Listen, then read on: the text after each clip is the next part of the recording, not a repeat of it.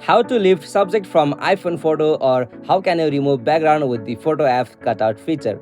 Hey guys, welcome back to this YouTube channel. Today I will show you that how can you lift subject from iPhone photo, or how can you remove background with the Photo App Cutout feature on your iPhone. So let's get started.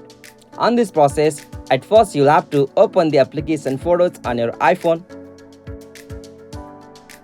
Alright, so after you open the photos, from there you'll have to just select or open that picture how you want to lift or remove this background. So from here you can select this image, and after you select the image or you can open the image, you'll got such interface.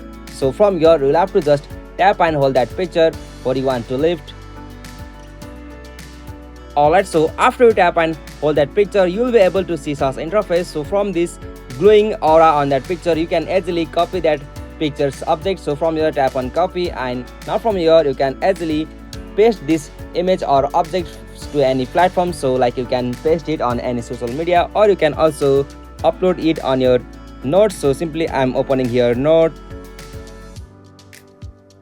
Alright, so from here you'll have to just paste that image.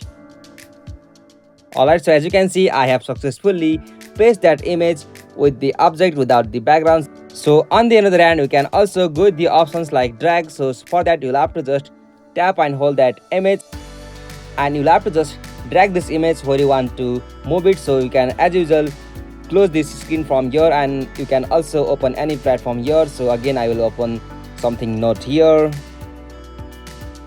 Alright, so after you open the note, you can easily drag that object or picture from here without the background. So in this way you can also add the picture from your iPhone to any platform. So this feature might be helpful to you to extract the object without the background. So this is the process.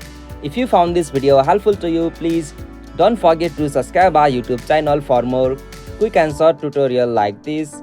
Thank you for watching this video. Have a nice day.